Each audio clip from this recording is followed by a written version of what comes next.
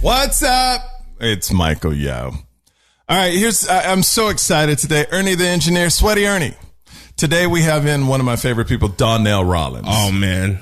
He's dope. You know, if you don't know, he was on the Chappelle Show, Ashy Larry. Sticks and Stones came out. Dave Chappelle's brand new special came out. And all my friends have watched it. You know, he talks about the cancel culture. He talks about how no one can say anything anymore, how people are sensitive. It came out a week ago. A lot of people are attacking Dave Chappelle. I want to ask Donnell about that because he tours with Dave Chappelle. They didn't just work together. They're like real friends. Yeah, I know. That's amazing. Like, I can't even imagine being friends with Dave Chappelle. Like, your phone rings and it says Dave Chappelle. I'll be like, what? Is this real life? It's kind of like I know Enrique Iglesias. When he calls me, I'm like, what? Enrique Iglesias? It's the rhythm divine. Dun, dun, dun, dun, dun, dun, dun, dun, dun. Hola. Anyway, but Donnell Rawlings is what'd you think about the special, Sweaty Ernie? Oh, man. Chappelle's on a new level, man. Like, yeah? I mean, I already knew he's the GOAT for sure, but this really, man, the way he just feels like you're just talking to a dude, and he has a way to really connect with you that I'd never seen before. So you think this is his best one ever? Yeah, I do. Why do you think it's the best one? Because he handled the hard topics head on. He didn't shy away from it and stuff that no one's talking about. And then he still is edgy. He does his stuff and he owns it. I got to talk to Donnell about this because, you know, a lot of people look up to Dave. Right. And a lot of people are not in the position with this cancel culture to be able to do that. It's nice to be a multi-millionaire, be able to say what you want, because even if they cancel, you're like, okay, what? I got 100 million in the bank. You know what I mean? So it's an interesting dynamic. I want to ask Donnell about that. Of course, Donnell's shooting his own Netflix special, so I'm very excited about that. But look, I got to say, man, are you into this CBD oil and stuff like that? Hemp oil? No, the jury's still out. Jury's still? Yeah. Look, I wasn't into it at all. And before I even say that, I want to let everyone know I'm not pimping this. I'm not being paid by this company. But I went to my doctor's office and he goes, have you ever tried this hemp oil, CBD oil? And I go, man, that stuff doesn't work. They put it on my lower back and my shoulders and put it like, I jammed my finger somehow and they put it on. I couldn't even move my finger. Literally at the end of the day, I could bend my finger. It feels amazing. Look, I'm going to show everyone this. It's expensive though. It's expensive. I'm not being paid by them, but I will say this. It freaking works. You see this right here? It's called, Quanta, Quanta. Have you ever heard of this? Never, ever heard of it. It's some kind of hemp CBD oil. Like you can go on Amazon. It has great ratings. It's like 4.5 stars. Let me tell you, man, game changer. From my back doesn't hurt. And I'm letting everybody know they are not paying me to say this. I'm going to, like, on this podcast, you're going to get real stuff that real works. I don't care about the money. I just want people to get it's expensive. It's like $45 to $55 just for that little thing, for this little thing. What? But it goes a long way. It depends. You don't want to like grab a bunch of it. Okay. A little, like it's kind of greasy. So it's so amazing. I absolutely love, when I say love this stuff, I'm addicted to it now.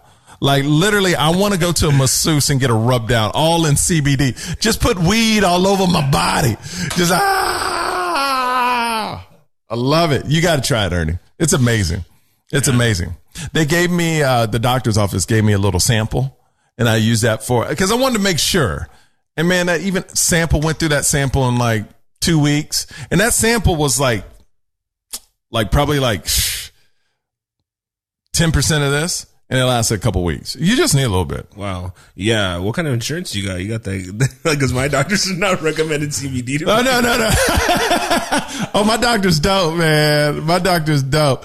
So if you're interested, I'm going to put the link below so you can check. But it's freaking amazing. It's taken me a week. Look, I'm a huge college football fan. I don't like the NFL. I don't feel the fans are the same. When college football, they're so into the game. I love the University of Miami, the Hurricanes. Here's the deal about them. They lost to Florida in week 0. It's taken me 5-6 days to comment about it, but I want to say I'm upset they lost, but it was very encouraging because I feel like Miami's going to have a great year this year. I love Manny Diaz. I love everything he's doing over there. I really, in the background, wanted to put a Miami Hurricane helmet, but my wife runs the house. And this is her set design, and she didn't let me do it, but I will sneak a Miami Hurricane helmet in this set somewhere. I think I'm going to put it behind the guest. I'm going to just put it there and not tell her. Yeah, because if she sees it, she's going to lose her freaking mind. So Miami, they play UNC. I'll be in Miami next Saturday, Friday and Saturday, September 5th and 6th, performing at the Miami Improv. Here's what's crazy. A hurricane is coming. Did you hear about this? They're going to get a hurricane in the Florida area this Monday. Next week? Yeah, so Monday they're going to get a hurricane, and then that Friday and Saturday I'll be there. So, hopefully people show up. Hopefully everybody's safe first. Be safe. I lived in Miami. I've been through several hurricanes. There's always stupid people that die in a hurricane. They're standing outside like, wow, look at this. Branch through the head. And it's hard to feel sorry for those people. It's like, dude. You had warnings. You had everybody on news. Because here's the thing. The news hypes up hurricanes because people watch. And then there's always an idiot. Oh, I'm going to go surfing. I'm going to do this. I'm not leaving. What's wrong with people, man? What is wrong with people? A hurricane's coming. Miami, please be safe. And then I will see you September 5th and 6th. As always, people follow me on the gram at Michael Yo. Also, Amazon Prime. My special is out, Blasian. Watch it. Please give it 5 stars. And download the podcast. Listen, give it 5 stars as well. Donnell Rawlings from The Chappelle Show. He's on now. Michael Yo. The Michael Yo Show. Celebrities. To be honest, I don't like male strippers. Pop culture. And comedy. That's what I'm trying to do, is streamline this whole thing into a cult. Plus, 10 things you should know with Yo. The Michael Yo Show starts now. Donnell Rawlings, live in the film. My man. Telling me no. Oh, I can't. All right, I'm just No. Can we, let's just start with it, man. But my body. See, and I know you're a very clean guy. Oh, yeah, but you can say whatever you want on my podcast. But for you to even attempt to sing that song with me, it really shows you the magnitude of R. Kelly's music back in the day. Yeah. It's hard to... Do you still listen to it? If it'll come on the radio, do you listen to it? I'm saying... You know what I'm saying? And I'm sure I'm not the only one that listens to it. My brother, right? I have an older brother. He lives in Watts, right? And I was talking to him about it, right? I was like, what do you feel about the R. Kelly? And my brother's gay. Not that matters, but just the tone on which he says things. He was like, I'm never going to stop stepping in the name of love. So if that, and he threw a yas at the end of it too. So if that's the case, I may not buy any new stuff, but it's going to be hard for me to trash TP too. In fact, I just got rid of all my Bill Cosby DVDs, so I can't go through this again, son. Did you really? I had to, just for... Not all of them. Okay. Not all of them. So. I mean, like all of them, but you only had like 4, right? Yeah. Okay. But I'm talking about like the DVDs, but then I'm talking about the DVDs of the Cosby Show. Oh, man. People wanted me to get rid of that, but it was hard for me to get rid of that. But here's the thing. You got to understand, he did a lot for the black community, man. This is what people don't understand.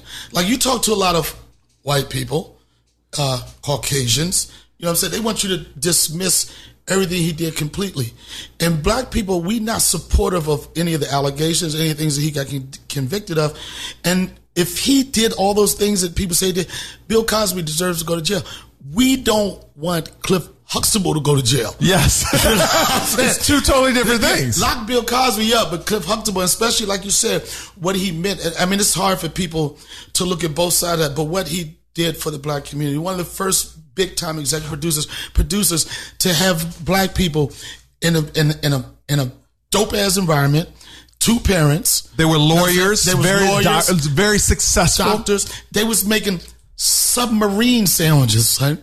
You know what I'm saying? Listen to jazz music. So I do understand the evil person that we consider Bill Cosby to be, but you know, the body of work that he created and what it did for black people that I grew up with. Like some of my friends, first time they ever seen a college campus was on the Real World. Yeah. You know, so you know, the weird thing is like you got a guy that projects this different world. Different world. It's a different world. Yeah. They projects this image of being super dad, and that's what we know him of. But then, you know, you look at his track record, and it's obvious that he wasn't being the super dad that we thought he was. Now, Donnell, I've known you for a while. Phenomenal comedian. Thank you, sir. You've been crushing it. You've been destroying. You've been crushing it too. Hey, you know what? And I see your grind from day one, son. I know. I mean, it was weird because I think the situation that you had was similar to the situation that I say I had with Charlie Murphy and Bill Burr when we used to do this tour. It was like, all right, we are part of this, like with you with Chelsea.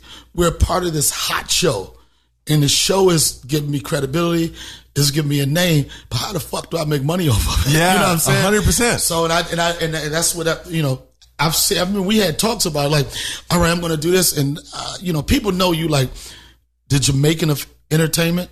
Yeah. You got like 1,000 different jobs, but to see you go from, okay, how do I start this, to doing it, to finding your brand, putting other people on, and to be able to travel and get your voice out and make money, man, that's hats off to you. Thank you, man. Well, ever since I saw you, you were a crusher. Just so people that don't know who Donnell Rawlings is, now, was your first big break the Chappelle Show, or did you have breaks before that? I don't think that was the one that, I had many breaks. You know, when I first started, I came out the gate really, really hard. I was only doing comedy for 6 months, and I secured a spot on HBO's Def Comedy Jam, which was unheard of. And I was going up against guys that had been in the game for like 5 years, 10 years, 15 years. I think that was the first break in regard to people getting to know me as a stand-up. And then I did little small things, like I was a New York comic, so I got into the acting world. I did some Law and Orders. I did Ricky Lake for a while, but I did HBO's The Corner. I did HBO's The Wire. I think I got more dramatic work starting off. People didn't even know for a while. People didn't know I was a comedian. What's interesting, they say comedians can pull off like drama very well because they just got to go in and out. And comedy is for such a dark place. Yeah. You know what I'm saying? Is your comedy from a dark place though? Because here's the thing about me is, I'm gonna be honest, I don't have a lot of darkness in my life, but I see you as such an uplifting. Every time we talk, when I say dark, it's just like the dark part is being broke majority of your career, the up and downs, the rejection and stuff like that. You know, my comedy is not like angry or like a dramatic undertone. It's funny, but it's the stuff before you get to the point where people even know who you are. That's the dark side. What was your toughest point? Was there ever a point you almost quit? Oh my God, never. Okay. And I know it sounds weird and I want to be cocky, but I never had a tough part of my career. The first time I started as a heckler. I would go to, I didn't want to do comedy. But you would heckle people? Man, I used to heckle people so hard that people came to the show to hear me heckle. You're that dude. You're the dude you would hate today. Yeah. No, I'm the dude that I would destroy. Okay. Yeah, being on the other side of it. And then people started coming to the club to see me heckle. And I didn't know anything about the business of comedy or anything. So I said, I went to the club owner and I said, I've noticed that I've increased your business by 30%.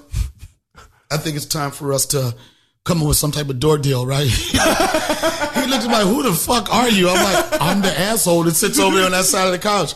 But first time I ever, and I think it was because people were excited about me doing comedy. It was like, we know he's funny from his seat, but he's like, you should go up, you should go up. Where was this from? What area? Connection to Greenbelt in Washington, D.C. Okay, gotcha. And the first time I ever went on stage, I caught a standing O. And it definitely wasn't because of any joke I told. It was just the energy. People were excited for me. They knew you. They wanted to see you. They saw me go on stage and I crushed it. And I was so amateur, I didn't know what the red light meant. So I almost started a riot because the red light came on. I thought, you see a red light, black person see a red light, you mean stop. You know what I mean? It don't mean wrap it up, nigga. Stop. You know, like, but I didn't know the red light meant wrap it up, make it your last joke. So I saw that red light. It was like, wee was behind me, right? It said, that red light came on. I said, oh man, they making me leave. And the crowd was like, no, fuck that. We gonna never come here. And it was that moment that I knew that this was what I was gonna be doing for the rest of my life. And 6 months later, I was selected to be on Def Jam. Cause when I started, Def Jam was popping. Bill Bellamy was out there, Bernie Mac. Chris Tucker. This was like, it was a time when Def Jam, if you were on Def Jam for 5 minutes and you had one catchphrase, you were selling out in every black club across the country. So I would open for different guys like Bill Bellamy and everything. And I always was trying to be like, man, I'm trying to get on Def Jam. And it was like, oh, we're going to see what we can do. And Royale Watkins, who's a good friend of mine, he had already signed with Rush Communication. Who was it? Damn, the Def Jam. Why is his name slipping me now? He was Russell Simmons? Not Russell Simmons, Bob Sumner. Okay. So Bob Sumner was managing almost all of Def Jam acts that came through. So Royale was already living in New York, and I was still at the point where, you know, when you start in your town or whatever, you produce your own shows. So I'm producing shows. I told Royale I wanted to put him on the show. And he gave me his business card. I'm like, I thought we was boys, son. He did it in a very cocky way, too. He didn't fumble through it. He flicked it like this. He hit me with the talk to your people, my people stuff. Oh, man. So I was like, man, I'm not calling nobody to get you to, we cool. But I realized I still had a very powerful business card in my pocket, Bob Sumner.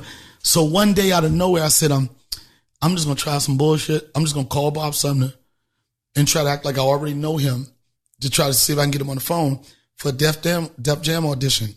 So I called, Christy, she was a receptionist. She said, Rush Communication. I was like, yo, what up? This Donnell, where Bob at?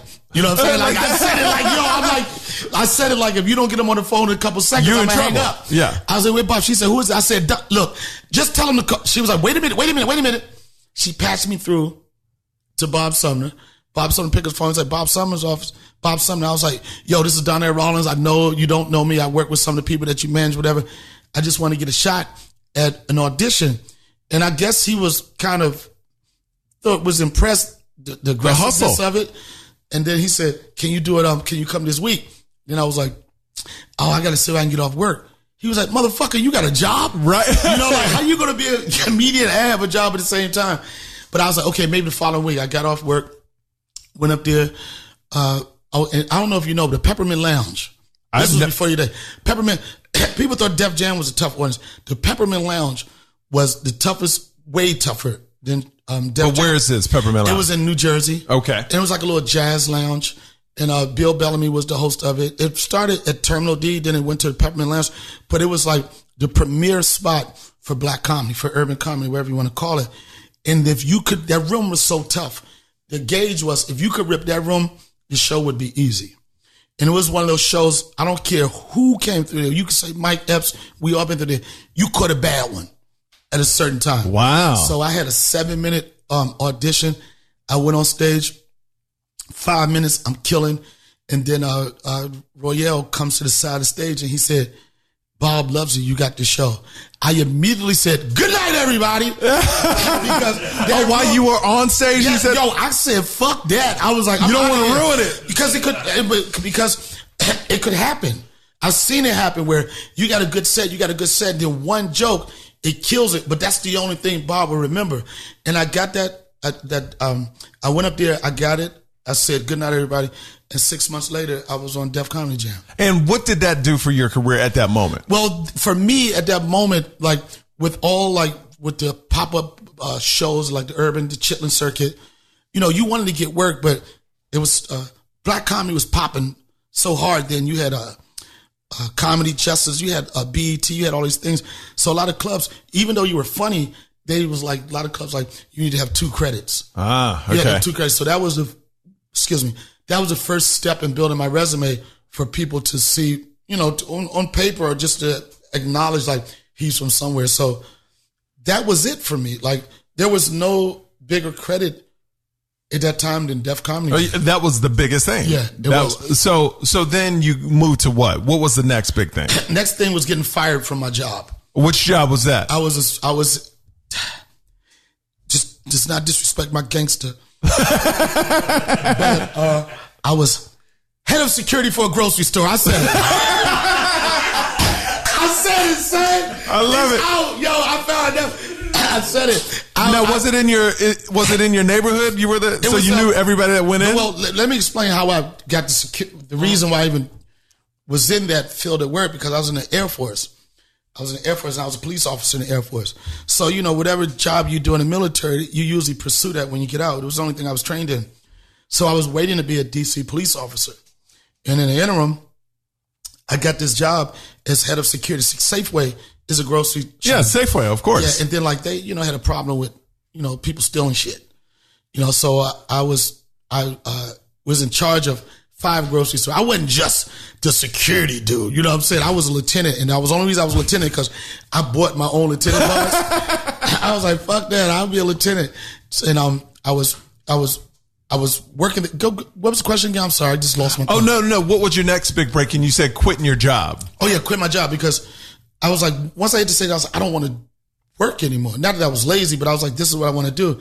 But I know, when you work a job, I had been working a job for maybe a year. So, you quit a job, you don't get unemployment. Mm-hmm.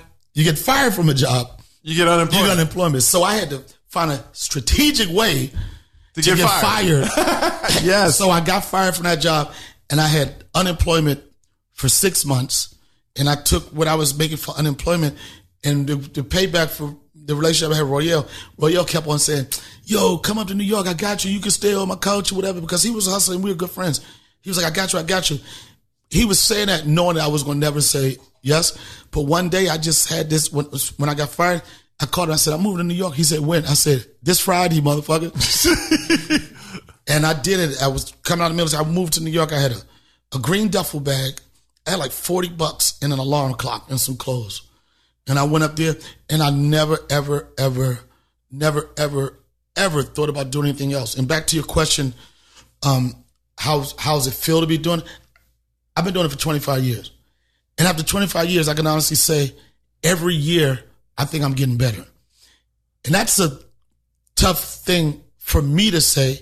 And again, it's not being cocky, because how good I think I'm in a stand-up. You know what I'm saying? You get a person, they get to a height, and that's just it. They're at the point where they're ripping stages to make a lot of money. And they don't really challenge themselves creatively. They don't challenge themselves to get better. Just like this. This is, I call it the money set. Yeah. You know what I'm saying? You see some comedians, you see them rocking the same shit 2 and 3 years. Why are you doing that? I get paid the same amount of money and I get to work. But I always, for 25 years, always want to get better. I've never been on stage and not went on stage with the notion of, I got to kill this. And that's been going, kill the room. And that's with... Well, you never go on stage thinking you have to kill the room? Or you go on stage saying, I got to kill the room? I got to. Okay. That's what my objective is every time. Sometimes you're like, oh my God, I just want to dial it in.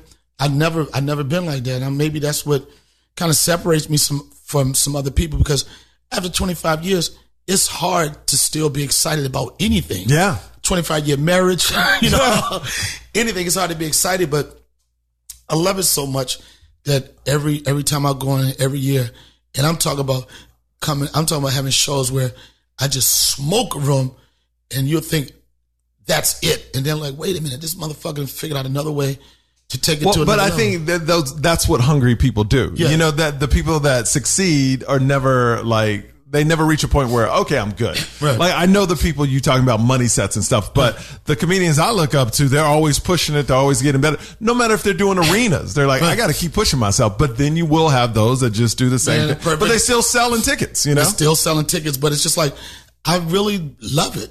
You know what I'm saying? I really, you do a show and you got 2 people in the audience, somebody that needs to laugh and somebody that wants to laugh. Yeah. You know what I'm saying? The need people, the ones that really get to my heart. You do a show, and I'm pretty sure you've been doing it long enough, where someone to come up to you and they're like, man, I lost my aunt last week. You know what I'm saying? My son was just in a car accident. I didn't know when I was going to go out.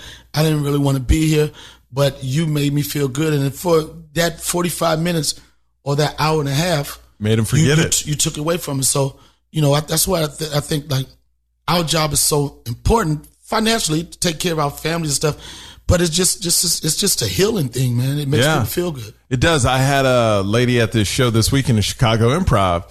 she had a bridal party there, her bachelorette party. And I tell this, story about my mom beat breast cancer. And then somehow it twisted into anybody getting married, because I talked about how my mom beat it and then I'm getting married. Then I asked this lady, and it was the funniest, saddest thing, because she was like, yeah, I'm getting married, but I just heard your cancer story, and both of our partners died of cancer. Damn. And now we're getting married. And then you looking like, and then the energy in the room is like,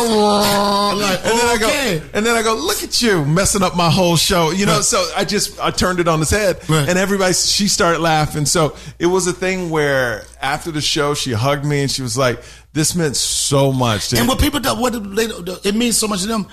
But comedy is our therapy too. Yes. You know what 100%. I'm saying? It's like you frustrated. Oh, I got to get on stage. You happy about something? I got to get on stage. So as much as there's a need for the fans and the people to pay to see you, it's good for us too. I don't even, but people like, suppose you hit it like real big. You got millions and millions and millions and millions and millions of dollars in the bank, but you still do comedy. I would go crazy. It's such a part of my life. Oh, right no, now. 100%. I would have to be, even if I hit big like that, I would have to be able to go on stage and let motherfuckers know how I'm living, right? I have to be able to do that. Like, you can't do that by yourself. No, I want to be in your face, motherfucker. I'm balling. Give you incentives, son. There's some incentive in this bitch. Well, even Eddie Murphy, when he was on Seinfeld, Cars with Comedians, he was even like, the biggest regret he has is not staying on stage after he hit that, because you lose a part of yourself. Like, it's even if that's so tough, especially like when you like him, his comedic genius as an actor is what really blew him up. You know what I'm saying? Saturday Night blew him up, but then he could back it up with the special. But then I know that's so tough to be at that level on both, and to have that much money, but not just to have that much money. Have that much money at a young age. You know what I'm saying? It's one thing to come into a lot of money. He was like 22, 21, something like that. Like 18? He was probably rich since he had teen in his sentence. Yeah. You know what I mean? Like, how many people who was like that? Like, Dave was rich with a teen in his sentence. Yeah. You know what I'm saying? Eddie Murphy was the same thing. And you get to that point and it's like, you go, because we do stand up to get to the point where, a lot of people do stand up to get to the point where I'm going to be a box office draw, I can do movies. He hit all of that shit at the same time. You know what I'm saying? To be 20, live the way he lived, it's probably tough to be excited about going to do a spot at the Comedy Store. When you can do a movie. Beverly Hills Cop. And then it's another thing too, at that level, it's like, how honest is the audience with you working out? You know what I mean? Because you go on stage, you know what I'm saying? You're a rock star. You can sizzle.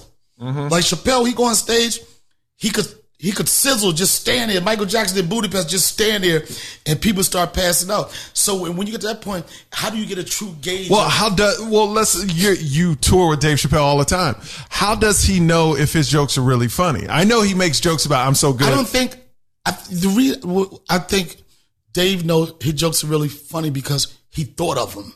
Okay, you know what I'm saying? Mm-hmm. It's like he's not the type of comedian like, okay, knock. It's like it's almost all observational stuff. You know what I'm saying? And when if you're a person and you like just everything about you is funny, you just need to talk. You know just what I'm saying? Get it out your system. I don't even think he ever looks at like, oh, this is a joke. I just think it's like, this is a sentence. This is a phrase. You know what I'm saying? This is something that if I talk about, I already know that I'm funny. I can put my little ish on it. But, I think everything he thinks funny. You know when y'all talk, is he a type of comic? Because I know, and I want to get your writing style too. Is he more of a writer or is he more a conversationalist and then he'll think of it and just go on stage? I think for me being around him, it's conversation. I think like whatever's a hot topic, you know what I'm saying? If something like, something that gets him excited, you know what I mean? It's like, what the fuck is up with this? Let me go out there and talk about it. Got you know what I'm you. saying? I don't think it's like this. I need to write a Michael Jackson joke. It's just like if you watched fucking Leaving Neverland, you're going to find some shit, I know it's hard for people to take finding something funny about Neverland, but our comedy is, I think the dopest comedians are the ones that push it. You know what I'm saying? The ones that push it. I always say you got those butterfly bits.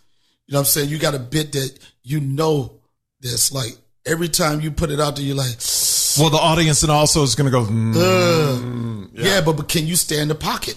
That's what it is, man. Yes. I see, so you got certain. Then you got to double down on it. You got to double down. I see certain comedians. You got the Michael Vick type comedians.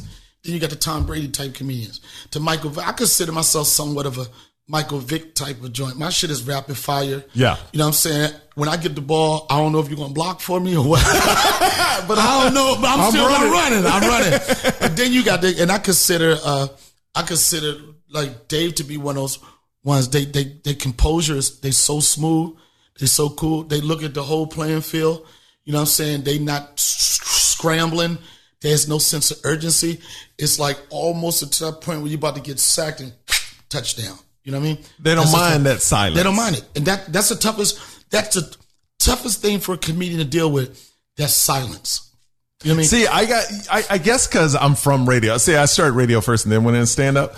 Like, so you used to the silence? Yeah, because when you talk, the best parts in any interview are when you ask somebody a good question and then they have to think about it. Right. Like that works on TV too. Right. So I was used to the silence. I was used to that. So and then you used to probably doing radio shows where it's just you talking to a mic. Absolutely. Yeah. So, I was just used to talking to people. But like, as far as your writing style, are you writing it all out or I don't like a concept? Like, here's some bullet points. I'm going. Bullet points. You know what I'm saying? If it's a premise, but it's like, I was thinking about it the other night. I was, running around doing spots and I was like, what if, just imagine what level you'd be on if every time you thought of something funny, you wrote it down.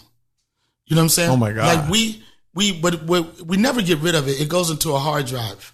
You know what I mean? You ever do a set and people like this, was that the first time you did it? It was the first time I spoke of it on stage. But it's been there. But that connected with that connected and it all came together. I know if I was like a Seinfeld, you know what I'm saying? Like a Neil Brennan. Those people, like, those are wordy people. Yeah, you got to write that. They just like boom, boom, boom. This is gonna get me that. That's their way. But my thing is like, for me going on stage, the best shows I have is when I feel real good. Yeah. Sometimes you feel like, man. Sometimes I feel like, man, these motherfuckers are in trouble tonight. Yeah. And it's partially because of what I want to talk about, but it's how I feel. You know what I'm saying? If I feel like I'm going to go destroy it, 9 times out of 10, I'm going to go destroy it. Sometimes it doesn't work out like that. But, for me, it's just it's a feeling. If I feel that I'm about to be powerful, then it usually translates. I love that. I think we were at the Improv and we were both leaving the Improv and we were talking about leaving on a bad set. And Darnell was like, I don't care where I got to go to get that last laugh. I cannot end the night. He's like, you said this. I will go to a grocery store and grab the microphone. Yo, especially I got grocery store experience too. First thing I'm going to say is put them red beans and rice down, motherfucker. I see you, Tay-Tay. And then as soon as you get that, like, all right, now I can go to sleep. That's the most, and the worst thing about it is like, we're so conditioned to fucking say thank you to the audience, even if you have a bad set. Like, the funniest thing, you sit back and somebody took a hard one, right? And it's like, thank you for your time. I love y'all. You think you guys have been great. I'm like, no, motherfucker, you wasn't great tonight. You might have been great for Mike. You might have been great for Joe, but for Donnell, you wasn't fucking with me. That's hilarious. But those are set. The sets that don't work out, those are the ones that make you come back stronger. Yeah, those make you grow. That if you crush and crush and crush, those don't really make you strong. The ones that is when you say that butterfly moment or when you say that joke that didn't land, because now your brain's like, how am I fix this? How am I fix it? And it's not on cruise control. And this is not me, because the worst thing, I mean, some comics that leave after they do a set, but there's nothing like hearing, and we do have huge egos. Yes. Good set. The worst is when a motherfucker say, good seeing you, right? You like, oh shit, maybe I didn't. Or they don't say nothing like, maybe I didn't gauge the show. I got to tell you a quick story about not gauging your audience. You know Jay Davis. Yeah, of course. Jay Davis used to do a comedy night at Pink Tacos. Yeah, I remember that. And this was, and I used to go there every once in a while. And this was maybe like 3 or 4 years ago when I think it was, everybody was coming out that they were gay. The NBA player, I forget his name, but everybody was coming out. Like, I knew it was a football player too, the linebacker, Sam But it was Brat. a basketball player too. Oh, okay. I don't know. It's a basketball player. But, everybody's like, everybody, I'm gay. And that before I did Jay's room, I was doing a lot of black clubs. And you do a black club, you go on stage and say, damn, you gay, motherfuckers. Like, oh shit, give him a show. Yeah. Yo, that motherfucker just ripped that shit. So, oh, he said gay. You didn't have to have a premise. You didn't have to say anything, right? So I was on the road. All I had to do was say, oh, and this was my opening line, Mike. I said, damn, is everybody gay? I was like, how big is this motherfucking closet? Is it a Kardashian closet, right? Yeah. And that would get me in, right? So you're at Pink Taco on Sunset. Wait. It gets worse. So I'm up there like, it's like 150 people there, right? And I opened up, was like, is everybody gay? And they looked at me like, huh?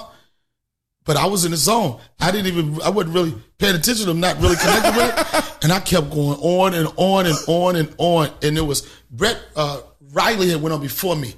He destroyed. I'm like this, and man, that white boy you could destroy. I'm about to tear this shit up, right? Yeah. I'm like, yo. And I went on after Brett, and it did not work out.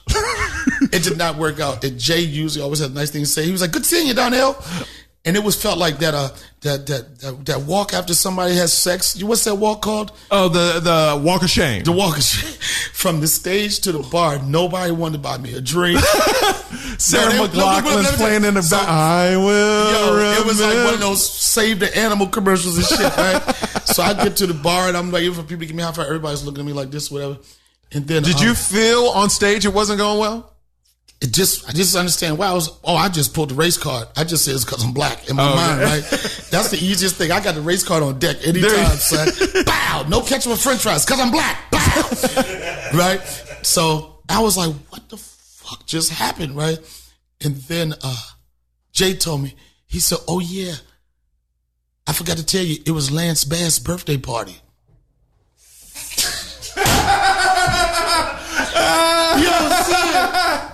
So I was like, then I'm like, now that makes sense. Cause those faces were like, just get out of here, right?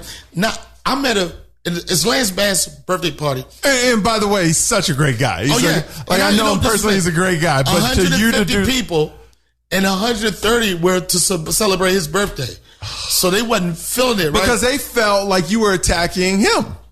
And their people. I think they thought I was attacking their entire community. Yeah, their community. That's what I'm saying. But I didn't feel that way because I had come from a comedic environment of those jokes where it wasn't that sensitive. You know what I'm saying? Like I went from one extreme to the next, all black club to motherfucking Sunset. I just did not read the film. Yeah, you didn't read the room. And I was like, because I don't usually take hits, so I was just wondering how people felt. So maybe like a week later, I saw Brett Riley, right? And I said, yeah, man, you did a good job at that show. He said, thanks. I said, I don't think the crowd really liked me. He said, they didn't. I was like, how do you know? He said, because I hung out with him after the show, right? And they put Brett to the side. They was like, yeah, you did your gay jokes. You were funny, but they didn't even give me no name, bro. They said the black guy. they did this. They was like, he just kept going on and on. But that was a perfect example of you thinking something gonna go one way, and I just didn't have any more audibles, man. I just I'm running this play and I got sacked. It hurt too. So I'm happy for you because September 12th you're shooting your first Netflix. Yes. What's it called? The Disgruntles? The Degenerates. Degenerates. Okay. Yeah. So you're shooting that. There's some other comedians on it, but man, I know you've been working your career. We've always talked about you getting a special on like Netflix. Right. This is the first part when you destroy it because I know you're going to destroy it. You're going to get that special next. Long as Lance Bass ain't in the audience, I'm good to go, son. That would be funny.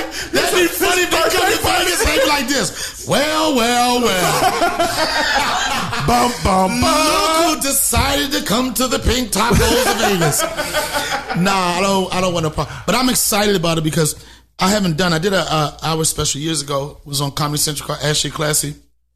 And at that point, you do comedy for a while. You have all these jokes. And when you tour, you do the jokes. Then after a while, they start getting old to you.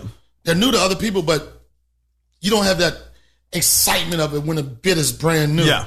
So when I did my first special, basically it was just like a couple years of all of these jokes that I wasn't getting excited about. I just had to put them somewhere. So that special, it was funny, but it didn't. You know, you hear this all the time with stand-up special. What's your point of view? Yeah. Who are you? You know what I'm saying? You couldn't tell who I was by anything that happened in my life. You could just tell. It was just jokes. It's funny jokes. Funny jokes. So I always say this. Just my little 9 years in comedy, I learned that people outgrow jokes, but they don't outgrow you. Exactly. So, and that's the thing that you and you worry about that sometimes too, because sometimes you do, we do swim like it's a year turnaround in the clubs. You're like, I wonder if that person was at my show, whatever, and then you, like you say, to your point, it's like they want to see you. Yeah, they want to know about your life. And I know since you had a son, Austin just turned 3 years old. 4 years old. Yeah. I know that I've already seen you start incorporating more family than you ever have. Yeah. Do you feel like it's opened you up to a whole new arena and you like the pocket you're in now, talking about family and your son? Yeah, because it's the dopest thing I ever did in my life. You know what I mean? So as most comics, the dopest shit you ever do, you want to talk about. Like if you was a porno star before you did comedy, you want to talk about how you used to smash people. I remember that time, man, we did a double banger. But it's the dopest thing in my life, and it's the thing that gives me more excitement than anything. Oh, it's the best. And I told myself, before, and we talked about it too, you're like, you think it's kind of like hacky, like, oh God, he has a kid. Here it goes the being in the birthing room bit. But it's so you and you're so connected. And if it's good, it's your own thing that nobody's heard before. Right. Because 10 comics can have delivery stories. Yeah. But it's different for every single person. I know nobody's gonna have a delivery story like mine, because when Austin was really, when the contractions hit and everything's about to pop, I was so excited, right? I washed my hands, right? And I had, the hand sanitizer. And when you put that hand sanitizer on you, your shit get ashy as shit, right? Your shit get dry as hell, right? And all the nurses knew me from the Chappelle show, right? But it's so funny. I mean, like, this, baby, we gonna do this. They be like, damn, you really are ashy, Larry. And I told it the looked doctor, like he had white gloves on. And Dr. Greer, the one that delivered Austin to the world, I said, Dr. Greer, you got to give me some of that mineral oil, because the mineral oil is what they use to. Damn, that seems so graphic, right? Yeah. But like the mineral oil is where they did the whoop, yeah. And it was so funny. They tossed me mineral oil in the middle of my son coming to me. So I know nobody has that delivery room. See, that's like what I'm saying, man. Yeah. Where when it's that close to you. But then again, you know what? One thing I could say, fuck you about, like, if you have an issue with me talking about the dopest thing about life, me talking about my kid. They don't need to. They don't need, because that gives me joy. And my son. But who would say that? Yo, you got some people out here. I'll tell you who would say that. People from broken families. People whose dad might have been locked up. Your dad did 20 years. You don't want to hear no father shit. Fuck you and your father. Oh, Mr. Show Off. But it's so funny about the whole father. I know this is so wrong, but I just had my son's birthday party, right? Yeah. And, when you plan a birthday party, you care if the parents show up, but you really want the kids. Yes. You know what I'm saying? And I say it's so funny, because if you invite 30 black kids to a birthday party, you get 30 parents. Yes. If you invite 30 white kids, you get like 75 parents. You get nannies, you know what I'm saying? You get nutritionists. What's that word? Au pair? What is that? What's that for the nanny? The ones that, y'all Latin, motherfucker. Y'all in control of the whole shit. I don't know. I just know pair. I'll figure it out. Au pair? It's a fucking fancy ass word. Is that an expensive nanny? Oh. Yeah, that's what it is. It's an expensive nanny. That is. And usually they come like with nice breasts, nice waist, and blonde hair too. Oh, is that how they come? Yeah. So, that's usually au pair. So they're Swedish. Yeah, exactly. They Swedish as a motherfucker, son. I see you with your au pair. Your au pair is popping over there. I see you with your au pair. So do you already have your set done for September 12th? You already know what you're going to do? Oh, yeah. Okay. But the thing is, the funny thing about it is, I've done TV tapings, and then when I take it too serious, you sound like a robot. Yeah. You know what I'm saying? And I keep reminding myself, because I've done other stuff since then, I was inexperienced, that you got to trust yourself. Yeah. You know what I'm saying? You can't just rely on the joke. You got to trust yourself. And even if you feel it's one way, but you go on that stage and it's something that you connect with the audience, that person in the front row, whatever, you gotta rock with it. Cause people know when you're doing your set, but it's nothing like something that happens in the moment. Yeah. You know what I'm saying? Yeah. Like, I'll give you an example. Adele Givens, Def Jam years ago, she was popping. She had a good set. She was having a good set. And then there was a guy, and because Adele Givens got big lips. It's not being racist or anything. It's just is she the one that does the tic tac with the whale? Yeah. Man, that damn joke. Somebody said them big lips. She said, these big lips. He said, these big lips. My dick and these lips would be like giving the whale a tic tac. Yes. You know, and that phrase was like, pow. I remember that. That was powerful. And it was in the moment. You can't plan that, but you know, going into the Degenerates and this tape, and it's 15 minutes. 15 minutes is a sweet spot for me. Yeah. I mean, so I'm just gonna let it all out and just keep myself open for anything that might happen. That's awesome. But I'm excited because I think that with this, I'm not guaranteed. Nothing is guaranteed. I'm not guaranteed to have another hour, but I think that this could really lay the foundation. I hope so, man, because everybody in the game knows you destroy, and it's just now you got that shot to really open the door for yourself, and it's your Super Bowl. Yeah. You know, and then when you shoot your next special, that's the second Super Bowl. No, it's my Super Bowl commercial. It's your Super Bowl. Yeah, you're going to play. I'll play in the next one. I like this. Yo, he had a Coke commercial. Yeah, but he played in the game and scored some touchdown next Now, speaking about Netflix, Dave's special just came out, and it's getting a lot of heat from different sides. It's supposed to. And that's exactly what he wants to do when he does that. And did you tour with him when he was practicing this material? I knew it. So you've seen everything. I saw everything, and I was like this. I was talking to him the other day. I was like, there's only 2 people that could probably have a set and talk about the things you talk about it and feel it like you. I said, you and Richard Pryor. Yeah. You know what I'm saying? You might want to stress it and say a George Carlin. You might want to go far back and say a Lenny Bruce. But a person that is so free to talk about what they want to talk about. And what people misunderstand about the whole thing, like, do you believe this? It's a funny take. I do the thing too soon, right? And people say Donnell is a joke too soon. I'm not insensitive. I think at some point a joke could be too soon. But someone has been doing comedy for 25 years, I don't think it's ever too soon for a funny observation. And we in the world now of cancel, what they call it? The cancel culture. Cancel culture. They want to cancel everything. You know what I'm saying? And here's the thing, to all the people like want to boycott and all that type shit, these are fucking jokes. Some people do clean jokes. Some people are Seinfeld. Some people are Jim Gaffigan. And then you got the Chappelles. Then you got the Chris Rocks. Then you got the Eddie Griffin. But all it is with comedy is like, you go to a comedy show, something about that person's name, personality that draws you to them. So when you go see them, you want to see what their point of view is and what their perspective is on life. And if you go to a comedy club that you want to see somebody that thinks just like you, then you got to fucking Google find the comedians that match you. Just like that. Because we're not politicians, we're not preachers, and as much as people want to be upset with Dave, none of the jokes I heard or anything that encourage anybody to hate anybody. It don't encourage anybody to go get a gun and shoot up a school. It doesn't do any of that. It's his observation.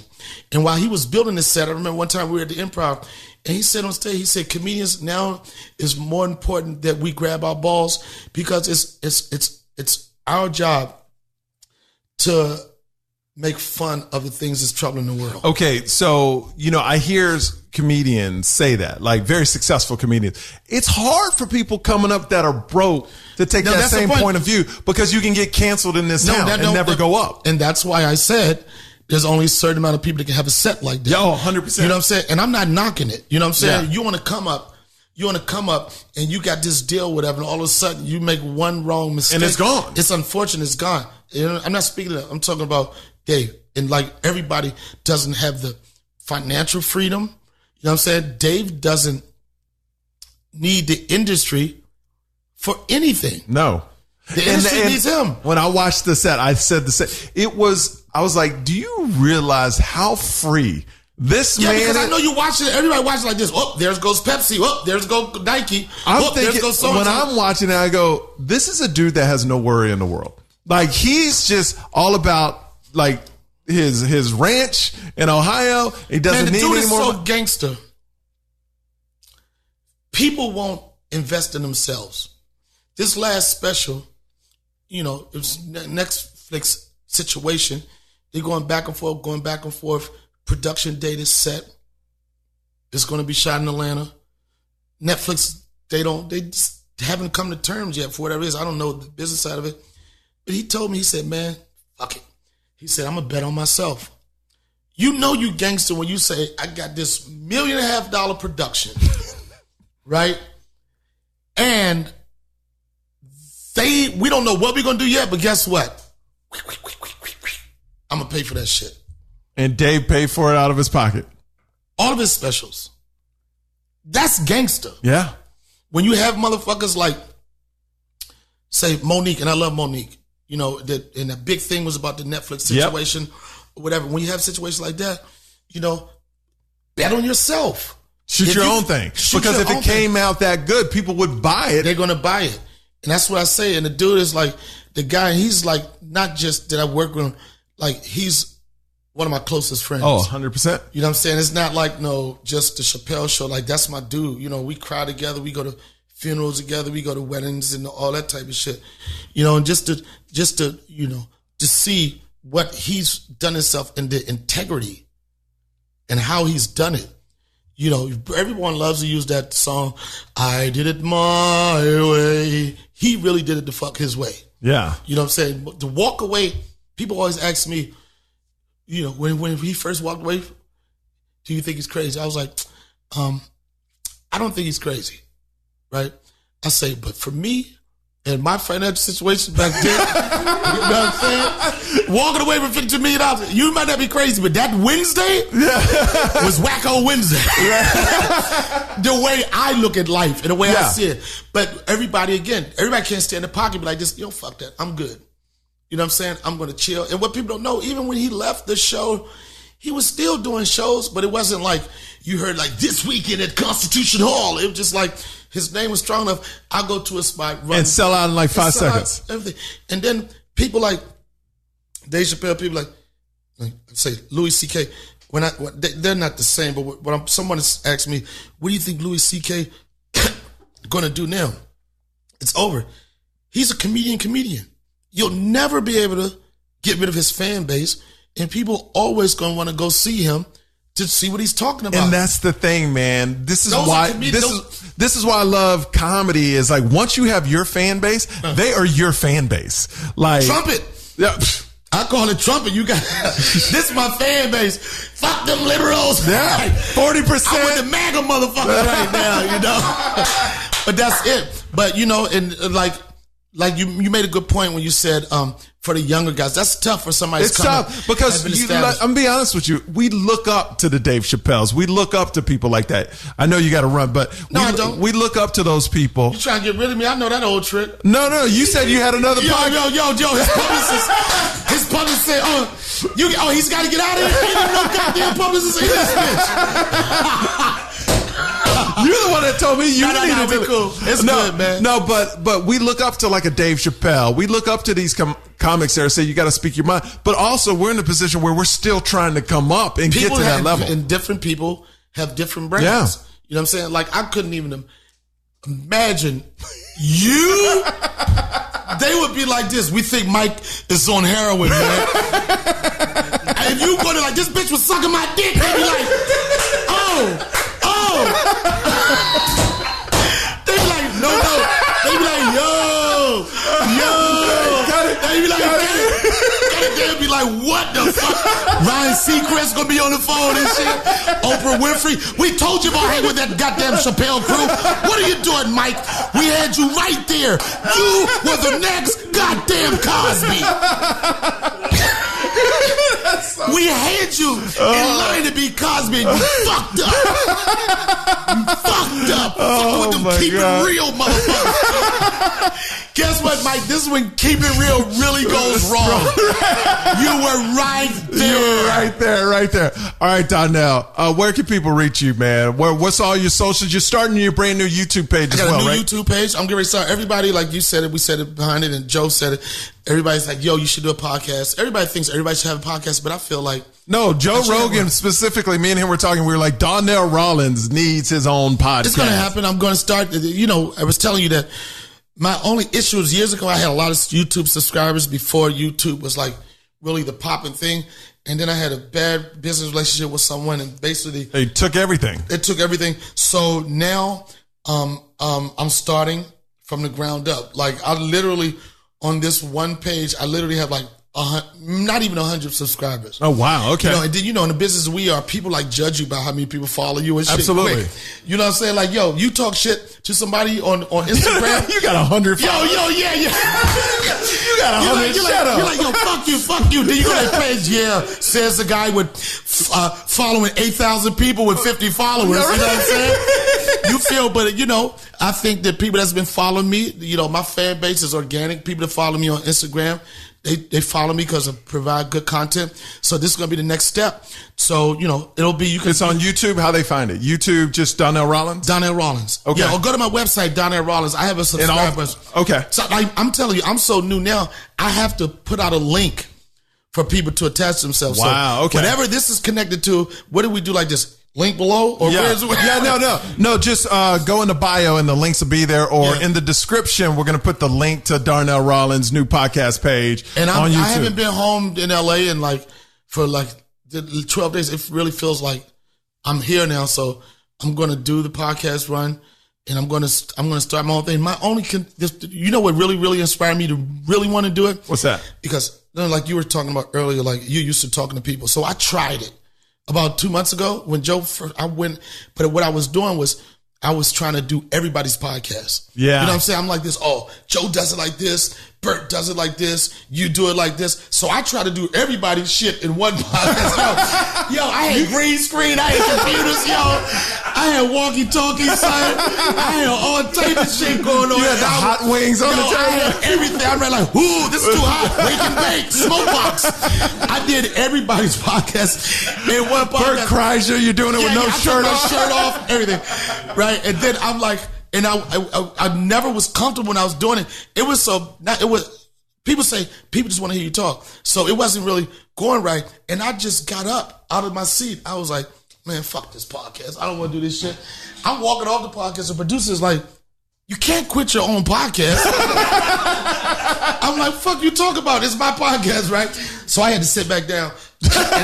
And then if I ever blow this up, this will be the first podcast you never saw. But my point is, my son is so damn dope. We were having dinner one day, and we was talking. I'm just listening to him, talking to him like an adult. And I said, Austin, I want to start a podcast. He said, I'm going to start a podcast too, Daddy.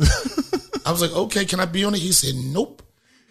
I was like, well, he said, my podcast is going to be better than your podcast. I said, how was that? He said, because I'm going to have flowers in my studio. Oh, see? I don't know where this came from, but I'm like this, who the flowers for, son? You know what I mean? I want to know that they could be for anybody. But then I said, I want to do a podcast. I said, but I'm nervous. He said, I'm nervous too, Daddy. I said, why? He said, I'm nervous because you nervous. Oh. And then I said, and what do we do when we nervous? He said, we don't give up, Daddy. And I was like this. Ah! Yeah. I was like, but this is the same kid that when he slammed the door the other day, slammed it hard, like to the level if I was younger, it was me young, I would have got a whooping. But I can't whoop my son because he goes to a private preschool and he'll snitch. They build him to snitch. Yeah, they do. Right? And I was like, don't you ever do that again. He was like, he ran. I said, I know he's in private preschool because he left the room. He said, Daddy, I'm frustrated with you. I left, call home. His mom talked. She said, Austin's upset with you. I was like, I don't give a fuck if he's upset with me. He got so many years to be upset with me. But I wanted to know what he said. I said, why do you say? She said, I don't want to say it. You're going to get upset. I said, what did he say? He said, He said, I want Daddy to pack his things and move to New York. I said, that sounds like something you said, right? He said, I want you to pack. He said, I want Daddy to pack his stuff and go to New York. I'm frustrated with Daddy, and he's invisible to me. Wow. As a dad, two emotions go through my head. I'm so sad that he said I was invisible to him, but that sentence he's used and how he was straight gangster, I'm like, he gonna tear their ass up on the playground. There you go. Yo, they be like this, fuck you, Austin. You're invisible to me. Get out of here. You know, but he inspired me to do it. So anybody, if you want to, you know, it's going to happen within the next week. It's going to be the Donnell Rawlings show. You know, then I was like, is it going to be like too soon or whatever? But I don't know exactly where it's going to be yet. Yeah. So I wanted to be open for me to be able to do whatever. So all right. I'm excited about it.